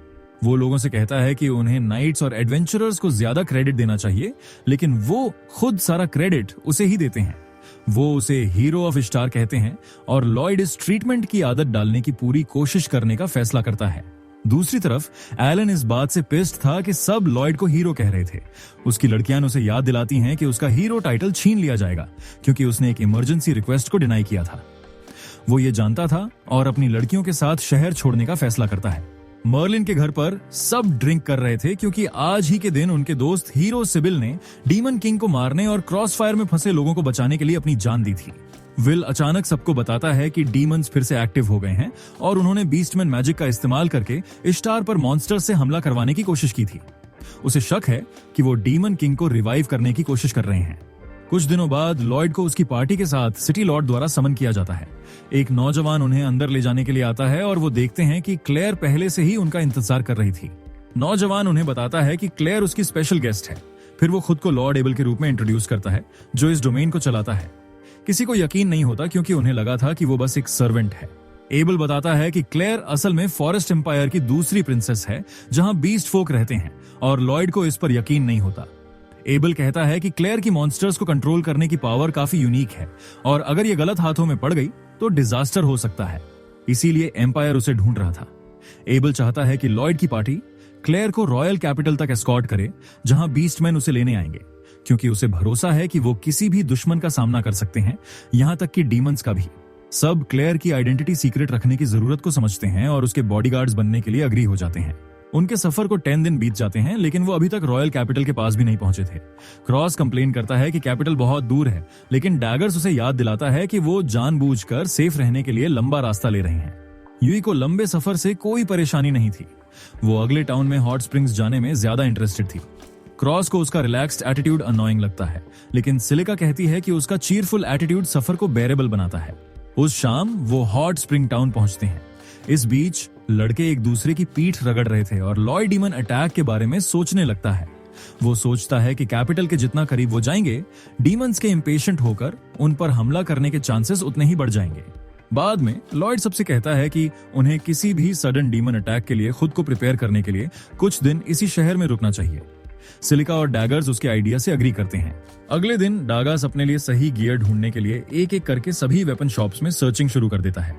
वो निराश हो जाता है। तभी वो यूई और क्लेयर को देखता है। डागास उन्हें बताता है कि उसे एक नई शील्ड चाहिए, लेकिन उसे किसी भी वेपन शॉप में अच्छा रिप्लेसमेंट नहीं मिल रहा। क्लेयर कहती है कि उसने थोड़ी देर पहले एक शांत गली में एक शॉप देखी थी और उसे लगता है कि वहां अच्छे वेपन्स हैं। डागास उसकी बात पर भरोसा करके उस वेपन स्टोर को चेकआउट करने का फैसला करता है। उसे वहां कोई नहीं मिलता, लेकिन फिर वो डिस्प्ले पर लगे वेपन्स को देखने लगता है। उसे लगता है कि वो हाई क्वालिटी आइटम्स हैं। तभी शॉप ओनर वहां आता है। वो बहुत गुस्से में और रूड लगता है और डगास से पूछता है कि उसे क्या चाहिए। डगास नर्वसली जवाब देता है कि वो बस कुछ शील्ड्स देख रहा है। थोड़ी देर बाद वो और भी कंफ्यूज्ड हो जाता है, क्योंकि शॉप में हर वेपन हाई क्वालिटी था, लेकिन एक भी कस्टमर नहीं था। तभी एडवेंचरर्स का एक ग्रुप वहां पहुंचता है और वो डगास को देखकर हैरान हो जाते हैं। उनकी लीडर कैरन उससे पूछती है कि क्या वो हथियार खरीदने आया है। जब डगास हाँ कहता है तो सब उस पर हंसने लगते हैं। वो उसे एक स्टूपिड लो रैंक एडवेंचरर कहते हैं। तभी शॉप ओनर वहां आता है और पता चलता है कि उसकी इस ग्रुप से पुरानी दुश्मनी है, क्योंकि उन्हीं की वजह से उसका बिजनेस अच्छा नहीं चल रहा। डगास बूढ़े आदमी के लिए खड़ा होता है। कैरन उसे बताती है कि यह बूढ़े आदमी की गलती है कि उसने उसे स्पेशल आइटम नहीं बेचा। बूढ़ा आदमी जवाब देता है कि वो उसे इस्तेमाल भी नहीं कर पाएगा। कैरन कहती है कि उस केस में उसे एक सबक सिखाना होगा। डगास कहता है कि ये एक ए रैंक एडवेंचरर के लिए शेमफुल बिहेवियर है। कैरन का आदमी पहले उस पर हमला करता है, मगर डागास आसानी से उसकी फिस्ट ब्लॉक कर देता है और फिर उसे ग्राउंड पर गिरा देता है। फिर वो स्टोरेज से अपनी शील्ड निकालता है और सबको बाहर धकेलकर उनके मुंह पर दरवाजा बंद कर देता है। डागास दरवाजा खोलकर अपना एस रैंक टैग उसके सामने फ्लेक्स करता है और सब चौंक जाते हैं। कैरन और उसके आदमी ये सुनकर भाग जाते हैं, लेकिन बूढ़ा शॉपकीपर उसकी स्किल्स और कैरेक्टर से इंप्रेस हो जाता है और अपना खजाना डैगर्स को देने का फैसला करता है। दूसरी तरफ लॉयड एक स्पेल को इंप्रूव करने की कोशिश कर रहा था। यूई उसे अटैक मैजिक सीखने की रिकमेंड करती है। लॉयड उसे बताता है कि वो इसमें अच्छा नहीं होगा, क्योंकि व्हाइट मेजेस ऑफेंसिव स्पेल्स में टैलेंटेड नहीं होते। वो सिलिका की तारीफ करने लगता है, जो इस समय जंगल में थी। वो नेचर में रिलैक्स करती है और फिर सोचने लगती है कि अगर लॉयड आसपास नहीं होता तो उनका आखिरी मिशन एक डिजास्टर होता। इसीलिए वो और स्ट्रांग बनना चाहती है और एक नए और ज्यादा पावरफुल फ्लेम स्पेल बनाने पर काम करना स्टार्ट कर देती है। पर वो कई अटेम्प्ट्स के बाद भी उसे मास्टर नहीं कर पाती, लेकिन वो हार मानने को तैयार नहीं थी। इनमें वापस यूई बताती है कि वो सिलिका को बचपन से जानती है और उसे हमेशा एक जीनियस माना गया है, लेकिन सिर्फ यही एक चीज नहीं है जो उसे इतना पावरफुल मेज बनाती है। यूई को वो टाइम याद आता है जब उसने सिलिका को बार बार फेल होने के बावजूद रिलेंटलेसली अपने एम की प्रैक्टिस करते देखा था। वो कहती है कि उसकी सबसे स्पेशल बात यह है कि वो तब तक हार नहीं मानती जब तक वो अपना गोल अचीव नहीं कर लेती। सिलिका वही कमिटमेंट अपनी करंट प्रैक्टिस में भी दिखाती है और वो अपने नए स्पेल को तब तक ट्राई करती रहती है जब तक वो उसे सक्सेसफुली कास्ट नहीं कर लेती। लेकिन अपनी सक्सेस की वजह से एक्साइटेड होकर वो फिसल जाती है और स्पेल एक बार फिर आउट ऑफ कंट्रोल होकर एक एक्सप्लोजन में खत्म हो जाता है। सिलिका तालाब में गिरने के बाद भीग जाती है और अपनी क्लमजीनेस पर डिसअपॉइंटेड होती है। वो आज के लिए घर वापस जाने का फैसला करती है। तभी उसे कुछ अपनी तरफ आते हुए सुनाई देता है। वो लड़ने के लिए तैयार हो जाती है, लेकिन हैरानी की बात है कि वो सिर्फ डैगर्स था। डैगर्स उसे शॉप पर जो हुआ उसकी कहानी सुनाता है और कैसे बूढ़े आदमी ने उसे थैंक यू कहने के लिए दुनिया के सबसे ड्यूरेबल मटेरियल से बनी एक लेजेंडरी शील्ड निकाली। शॉपकीपर ने डागस को बताया था कि वो पॉसिबली लेजेंडरी शील्ड का इस्तेमाल कर सकता है, लेकिन उसे देने से पहले उसकी एक कंडीशन थी। वो चाहता था कि डागस जंगल में हो रहे मिस्टीरियस एक्सप्लोजन्स की इन्वेस्टिगेट करे जो शहर के लोगों को डरा रहे थे, और यही डागस को यहां ले आया था। सिलिका को एक मॉन्स्टर या डीमन से कंपेयर किए जाने पर खुशी नहीं होती, लेकिन डागस उसे देखने के लिए कहता है कि उसने क्या किया है। सिलिका मुड़ती है और ये देखकर डर जाती है कि उसके स्पेल की वजह से पूरी झील इवेपोरेट हो गई है। डागस उसे शॉपकीपर के पास ले जाता है। सिलिका माफी मांगती है और उसे बताती है कि उसने अपनी मैजिक से लेक को रिपेयर कर दिया है। बूढ़ा आदमी बस इस पर हंसता है और डागस से अग्रीमेंट के अकॉर्डिंग शील्ड लेने के लिए कहता है। अब डागस शील्ड एक्सेप्ट कर लेता है और बाद में वो उसे अपने दोस्तों को दिखाता है। सिलिका भी उन्हें बताती है कि उसने एक नया स्पेल बनाया है और सब उनकी प्रोग्रेस के बारे में सुनकर एक्साइटेड हो जाते हैं। अगले दिन क्रॉस फैसला करता है कि उसे भी स्ट्रांग बनने के लिए कुछ करना पड़ेगा। वो सोचता है कि वो बेहतर बनने के लिए क्या कर सकता है। तभी वो एक यंग आर्चर से टकरा जाता है जो जल्दी में गिल्ड की तरफ भाग रहा था। क्रॉस उसे उठने में मदद करता है और फिर उसका एडवेंचरर टैग देखता है। लड़का उससे पूछता है कि क्या वो भी एक एडवेंचरर है। जब क्रॉस हाँ कहता है तो वो उससे अपनी पार्टी ज्वाइन करने की रिक्वेस्ट करता है। आखिर में क्रॉस लिन नाम के लड़के को मना नहीं कर पाता और एक मिशन के लिए उसकी पार्टी ज्वाइन कर लेता है। गिल्ड में क्रॉस लिन से पूछता है कि उसकी पहले से कोई पार्टी क्यों नहीं है। ये सवाल सुनकर लिन चुप हो जाता है, लेकिन दूसरे एडवेंचरर्स उसका मजाक उड़ाने लगते हैं। वो कहते हैं कि वो हमेशा एक ई रैंक एडवेंचरर ही रहेगा। क्रॉस अब समझ जाता है कि लिन पहले इतना डेस्परेट क्यों था, पर क्रॉस उसे यकीन दिलाता है कि कोई बात नहीं, क्योंकि वो भी अपने रैंक पर स्टुक हुआ है। लिन ये सुनकर खुश हो जाता है क्योंकि उसे लगता है कि उसे आखिर में कोई ऐसा मिल गया जो उसे समझता है। दूसरी तरफ यूई टाउन के सभी फेमस रेस्टोरेंट्स ट्राई कर रही थी, लेकिन वो अपने बढ़ते बॉडी फैट को लेकर भी परेशान थी। तभी वो पास में एक हंगामा देखती है। एक नोबल लेडी एक गरीब बच्चे पर चिल्ला रही थी जिसने उसकी ड्रेस पर कीचड़ लगा दिया था, और वो अपने गार्ड्स को उसे खत्म करने का ऑर्डर देती है।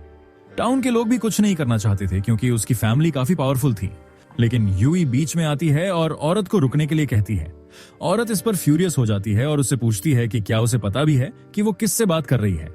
यूई जवाब देती है कि वो एक ऐसी औरत से बात कर रही है जो एक बच्चे पर गुस्सा निकाल रही है। औरत फ्यूरियस हो जाती है और अपने गार्ड्स को पहले यूई पर हमला करने का कमांड देती है। इस बीच यूई लड़के को भाग जाने के लिए कहती है और फिर गार्ड्स के हमले को ब्लॉक करने के लिए अपनी तलवार समन करती है। उसी समय क्रॉस और लिन जंगल जाते हैं जहां उन्हें रेड स्लाइम्स का एक ग्रुप दिखाई देता है। क्रॉस अपनी स्टोरेज स्पेल से अपना बो और एरोज समन करता है और लिन ये देखकर फ्रीक आउट हो जाता है। क्रॉस कुछ स्लाइम कोर्स को अपने प्रिसाइज स्ट्राइक से डिस्ट्रॉय कर देता है और लिन इंप्रेस हो जाता है। क्रॉस उसे भी स्लाइम्स पर हमला करने के लिए कहता है, मगर लिन का एम इतना खराब था कि स्टॉर्म ट्रूपर एकेडमी भी उसे नहीं लेगी, और क्रॉस को एहसास होता है कि आज का दिन उसके लिए लंबा होने वाला है। इस बीच यूई औरत के गार्ड्स के साथ खेल रही थी। टाउन के लोग यूई को एक एस रैंक एडवेंचरर के रूप में पहचान लेते हैं और समझ जाते हैं कि गार्ड्स उसे नहीं हरा सकते, लेकिन नोबल वुमन की मेज भीड़ में छिपी हुई थी और वो उसे मैजिक का इस्तेमाल करके यूई को फंसाने का सिग्नल देती है। मेज एक स्पेल कास्ट करती है जो यूई को चेन्स में बांध देता है, उसकी माना और स्टैमिना ड्रेन करता है।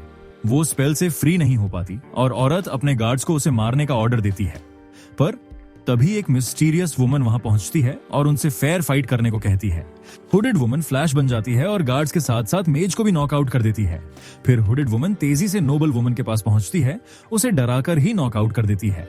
इसके बाद यूई उस मिस्टीरियस वुमन को थैंक यू कहती है जिसने उसकी जान बचाई और पूछती है कि वो उसकी तरह स्ट्रांग कैसे बन सकती है। औरत उसे बताती है कि वो अपनी एज के हिसाब से काफी स्ट्रांग है, लेकिन यूई और स्ट्रांग बनना चाहती है क्योंकि वो लॉयड को कैचअप करना चाहती है। औरत लॉयड का नाम सुनकर हैरान हो जाती है और अपना हुड हटाती है, जिससे पता चलता है कि वो मर्लिन की पार्टी मेंबर्स में से एक है। वो लॉयड की मदद करना चाहती थी, इसलिए वो यूई को थोड़ी ट्रेनिंग देने के लिए अग्री हो जाती है। वो जंगल में जाते हैं जहां औरत यूई से उसे लिलिथ कहने के लिए कहती है। लिलिथ फिर अपनी स्टोरेज स्पेल से एक मैसिव सोर्ड समन करती है। दूसरी तरफ लॉयड एक नया स्पेल बनाने की कोशिश कर रहा था और उसके दोस्त उसके लिए परेशान हो जाते हैं। क्लेयर उसे अपने साथ वॉक पर आने का ऑफर देती है। वो पास के एक रेस्टोरेंट में कुछ स्वीट्स खाने जाते हैं और फिर लॉयड अचानक क्लेयर से पूछता है कि क्या वो मॉन्स्टर से कम्युनिकेट करने के लिए जो स्पेल इस्तेमाल करती है वो एक एंशिएंट स्पेल है। इस बीच क्रॉस लिन को ठीक से बाव इस्तेमाल करना सिखाता है और लड़का इसे बहुत जल्दी सीख लेता है। उसी समय लिलिथ भी यूई की ट्रेनिंग शुरू करती है और उसे कुछ फीट दूर एक पेड़ को काटने के लिए कहती है। यूई को लगता है कि ये इम्पॉसिबल है, लेकिन फिर लिलिथ पेड़ की तरफ माना से बना एक फ्लाइंग स्लैश भेजती है जो उसे सफाई से 2 टुकड़ों में काट देता है। यूई इस टेक्निक से इंप्रेस हो जाती है और इसे ट्राई करने का फैसला करती है। रेस्टोरेंट में वापस क्लेयर हाँ कहती है कि वो एंशिएंट मैजिक इस्तेमाल करती है। लॉयड पूछता है कि क्या वो भी एंशिएंट स्पेल्स सीख सकता है। क्लेयर उसे बताती है कि वो नहीं कर सकता, क्योंकि एंशिएंट मैजिक इस्तेमाल करने की पोटेंशियल वाले लोग सदियों में एक बार पैदा होते हैं। अगर बिना एप्टीट्यूड वाले लोग एंशिएंट मैजिक का इस्तेमाल करते हैं तो उन्हें बहुत नेगेटिव इफेक्ट्स का सामना करना पड़ता है। वो एक महान मेज के बारे में बात करती है जिसने बिना पोटेंशियल के एक एंशिएंट स्पेल का इस्तेमाल किया था और रिजल्ट में उसकी मौके पर ही जान चली गई। लॉयड समझ जाता है और उस अप्रोच को छोड़कर कुछ और पता लगाने का फैसला करता है। जंगल में वापस क्रॉस और लिन ने सभी स्लाइम्स को हरा दिया था। तभी एक जायंट स्पाइडर मॉन्स्टर वहां पहुंचता है और स्लाइम्स को खाने लगता है।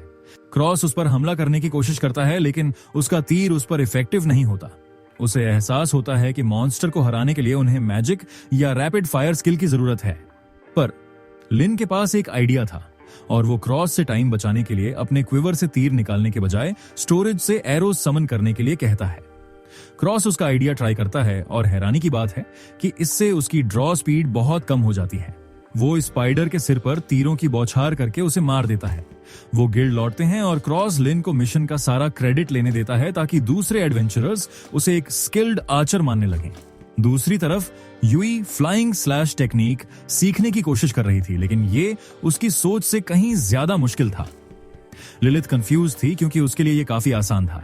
लिलिथ उससे पूछती है कि वो स्ट्रॉन्गर बनने के लिए इतनी डेस्परेट क्यों है। यूई उसे बताती है कि कैसे एस रैंक पहुंचने के बाद वो ओवर कॉन्फिडेंट हो गई थी, लेकिन लॉयड ने उसे हम्बल कर दिया और अब वो उसकी तरह स्ट्रांग बनना चाहती है। लिलिथ इससे इंप्रेस हो जाती है। तभी एक मॉन्स्टर पीछे से उस पर झपटता है। यूई उसे देख लेती है और उसे वार्न करती है, लेकिन लिलिथ हिलती नहीं। उसे बचाने की कोशिश में यूई मॉन्स्टर की तरफ एक फ्लाइंग स्लैश भेजती है। उसका हमला मॉन्स्टर को काट देता है और लिलिथ उसे फ्लाइंग स्लैश सीखने पर कंग्रेचुलेट करती है। यूई को भी एहसास होता है कि जब सच में जरूरत पड़ी तो वो स्किल इस्तेमाल करने में कामयाब रही, लेकिन इसके साथ ही वो अचानक सो जाती है। लिलिथ उसे इनके बाहर छोड़ देती है और किसी के देखने से पहले गायब हो जाती है। अगली सुबह यूई अपना सफर फिर से शुरू करने के लिए एक्साइटेड थी। दूसरी तरफ डीमन जनरल ग्रिस्ट अपने बॉस को अपनी फेलियर्स रिपोर्ट करता है, जो उससे बहुत डिसअपॉइंटेड था। ग्रिस्ट वादा करता है कि वो फिर से फेल नहीं होगा। उसका बॉस उसे क्लेयर को ढूंढने का कमांड देता है। कासल के बाहर ग्रिस्ट टैंट्रम फेंक रहा था क्योंकि उसके पास एक भी लीड नहीं थी, लेकिन तभी पिछले हमले का मास्टरमाइंड मिशेल वहां आता है। ग्रिस्ट उस पर गुस्सा था। मिशेल उसे बताता है कि क्लेयर ह्यूमन एम्पायर की कैपिटल की तरफ जा रही है और नाइट्स के बजाय एस रैंक एडवेंचरर्स का एक बंच उसे गार्ड कर रहा है। मिशेल कहता है कि वो क्लेयर को पकड़ने में डीमंस की मदद करना चाहता है। इस बीच लॉयड और उसकी पार्टी अपना सफर जारी रखते हैं। तभी उन्हें झाड़ियों में कुछ हलचल महसूस होती है। वो अलर्ट हो जाते हैं, लेकिन खुशकिस्मती से वो बस एक बनी निकलता है। श्योर होने के लिए लॉयड अपना सर्च स्पेल इस्तेमाल करता है और पाता है कि पास में कोई डीमन नहीं है। वो ब्रेक लेने का फैसला करते हैं और लॉयड यूवी को घूरने लगता है। वो उसे बताता है कि ऐसा लगता है कि उसने और बाकी सब ने कुछ नया मास्टर कर लिया है, क्योंकि वो रैबिट का शिकार करने के लिए कॉन्फिडेंस से भरे हुए थे। दूसरी तरफ वो एंग्शियस महसूस कर रहा था क्योंकि उसे नहीं लगता था कि उसकी प्रिपरेशंस काफी हैं। यूई उसे कहती है कि उसे खुद पर और कॉन्फिडेंस होना चाहिए और क्लेयर उसे सपोर्ट करती है। वो लॉयड को बताती है कि वो ग्रुप का सबसे पावरफुल मेंबर है, लेकिन उसे लगता है कि वो मजाक कर रही है। मगर ग्रुप के दूसरे मेंबर्स भी ऐसा ही महसूस करते हैं। वो लॉयड को बताते हैं कि उन्होंने विलेज में उसे कैचअप करने के लिए ट्रेन किया था और उसे अपनी असली स्ट्रेंथ का एहसास करने की जरूरत है। दूसरी तरफ मर्लिन एक पुराने दोस्त से मिलने का फैसला करती है जो एक कासल में रहता है। गार्ड्स उसे अंदर जाने से रोकते हैं, इसलिए वो उन्हें ब्रेन वॉश करने के लिए मैजिक का इस्तेमाल करती है और कासल में एंटर करती है। वो जल्द ही एक दीवार तक पहुंचती है और उस पर लगे इल्यूजन को डिस्पेल करके एक दरवाजा रिवील करती है। लेकिन जैसे ही वो नॉक करने वाली होती है, दरवाजा खुलता है और एक फरी उसे अंदर खींच लेती है। मर्लिन रिवॉन नाम की फरी से पूछती है कि उसे कैसे पता चला कि वो यहाँ है। वो जवाब देती है कि वो उसकी मैजिक पावर को स्मेल कर सकती थी। मर्लिन बिजनेस पर आती है और डीमन किंगडम के बारे में पूछती है। रिवन उसे बताती है कि पिछले डीमन किंग का बेटा डीमंस के मैजिक किंगडम को चलाता है, लेकिन वो मान सकते हैं कि डीमंस की ये जनरेशन पिछली वाली जितनी स्ट्रांग नहीं है। मर्लिन अपनी स्टोरेज स्पेल से एक एंशिएंट मैजिक बुक निकालती है और राइवन से उसे एनालाइज करने के लिए कहती है। वो जानना चाहती है कि क्या वो इस आधी किताब का इस्तेमाल डीमन लॉर्ड को सील करने के लिए कर सकते हैं, जिससे राइवन परेशान हो जाती है क्योंकि इसका मतलब है कि डीमन लॉर्ड रिवाइव हो सकता है। जंगल में वापस लॉयड और बाकी लोग ज्यादा केयरफुल रहने का फैसला करते हैं क्योंकि जल्द ही अंधेरा होने वाला था। लॉयड एरिया का एक वाइड रेंज स्कैन करने का फैसला करता है, लेकिन कुछ उसके स्पेल में इंटरफियर करता है। अचानक एक घना कोहरा एरिया में भरने लगता है और जब सिलिका उसे मैजिक से हटाने की कोशिश करती है तो वो पाती है कि वो अपना स्टाफ भी समन नहीं कर पा रही। लॉयड कहता है कि ये डीमंस का काम लगता है जो मिस्ट को मैजिक से मैनिपुलेट कर रहे हैं ताकि वो उन्हें अपने वेपन से इस्तेमाल करने से रोक सकें। वो तुरंत कोहरे से बाहर निकलने के लिए विलेज की तरफ भागना शुरू कर देते हैं। उसी समय रिवन किताब एनालाइज करना खत्म करती है और मर्लिन को बताती है कि उसमें अभी भी उनके दोस्त सिबिल द्वारा छोड़े गए मैजिक के ट्रेसेस हैं। मर्लिन को यह सुनकर बिटर स्वीट फीलिंग्स आती हैं। फिर वो रिवन से पूछती है कि क्या उसे लॉयड नाम का ऑर्फन याद है जिसे उसने अडॉप्ट किया था, और रिवील करती है कि उसने एक बार किताब को छुआ था और पता चला कि वो एंशिएंट मैजिक के साथ कंपैटिबल है। ये उसे सिबिल की तरह ही एक चोजन वन बनाता है। मर्लिन कहती है कि उसने लॉयड को हार्ड ट्रेन किया ताकि वो पावरफुल बन सके, पर वो उसकी इमोशंस को समझने में फेल रही और वो एडवेंचरर बनने के लिए घर से भाग गया। वो बताती है कि अभी लॉयड बीस्टमैन प्रिंसेस को कैपिटल एस्कॉर्ट कर रहा है, ताकि वो उन्हें अपने वेपन से इस्तेमाल करने से रोक सके। वो जानना चाहती है कि क्या वो इस आधी किताब का इस्तेमाल डीमन लॉर्ड को सील करने के लिए कर सकते हैं। और वो उसे फिर से देखने आई है क्योंकि वो उसे बहुत मिस करती है। दूसरी तरफ लॉयड और उसके दोस्त विलेज पहुंचते हैं, लेकिन वो भी कोहरे से ढका हुआ था। लॉयड सिलिका की मैजिक पावर को एम्पलीफाई करता है ताकि वो अपना स्टाफ समन कर सके। एक बार जब उसे स्टाफ मिल जाता है तो वो कोहरे को उड़ाने के लिए एक विंड स्पेल का इस्तेमाल करती है, जिससे उनके सामने खड़े डीमंस का एक गैंग रिवील होता है। क्लेयर तुरंत ग्रिस्ट को अपने किडनैपर के रूप में पहचान लेती है। ग्रिस्ट लॉयड और बाकियों से लड़की को उसे सौंपने के लिए कहता है। वो अपने विजर्ड अंडरलिंग्स को पहले हमला करने के लिए भेजता है, लेकिन अब जब लॉयड और बाकी लोग मैजिक इस्तेमाल कर सकते थे, वो अपने वेपन समन करते हैं और लड़ने के लिए तैयार हो जाते हैं। यूई दुश्मनों पर फ्लाइंग स्लैशेस भेजती है और सिलिका उन पर फायरबॉल से हमला करती है। क्रॉस एक वॉच टावर पर चढ़ जाता है और विजर्ड्स पर रैपिड फायर एरोज चलाता है। इस बीच ग्राइस्ट क्लेयर की तरफ बढ़ता है। जब क्रॉस उसे शूट करने की कोशिश करता है तो उसके एरोज बस बाउंस ऑफ हो जाते हैं। यहाँ तक कि यूई का फ्लाइंग स्लैश भी उसके खिलाफ यूजलेस था। डैगर्स उसके पंच को अपनी लेजेंडरी शील्ड से ब्लॉक करता है और यूई इस मौके का इस्तेमाल उसकी एक्सपोज्ड बैक पर हमला करने के लिए करती है, पर उसकी तलवार ग्रेस्ट की पीठ से कुछ दूरी पर रुक जाती है।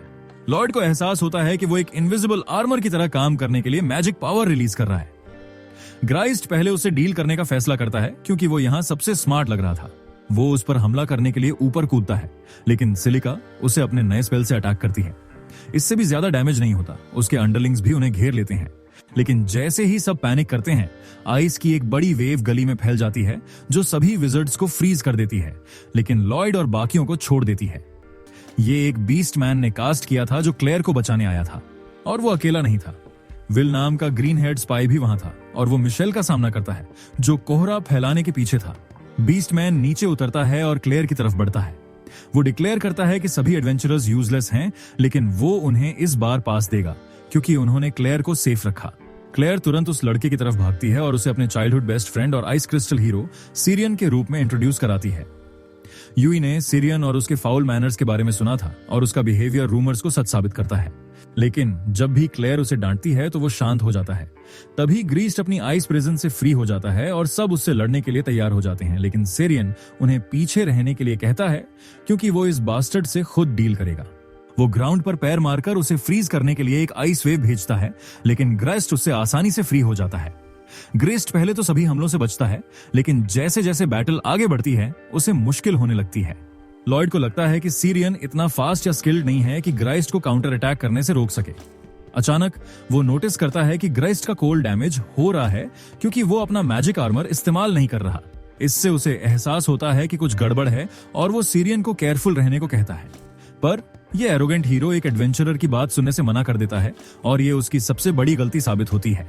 बैटल के दौरान ग्रेस्ट अपनी फिस्ट में मैजिक कंप्रेस कर रहा था और एक बार जब वो इनफ मैजिक पावर चार्ज कर लेता है तो वो सीरियन को खत्म करने के लिए उसकी तरफ जंप लगाता है। लॉयड तुरंत सबको कवर लेने को कहता है और जैसे ही सीरियन और ग्रेस्ट टकराते हैं, एक बड़ा एक्सप्लोजन जगह को हिला देता है। जब एक्सप्लोजन खत्म होता है तो लॉयड अपनी सर्च स्किल का इस्तेमाल करके कंफर्म करता है कि उसकी पार्टी के सभी मेंबर्स सेफ हैं, लेकिन वो नोटिस नहीं कर पाता कि क्लेयर और सीरियन कहां हैं।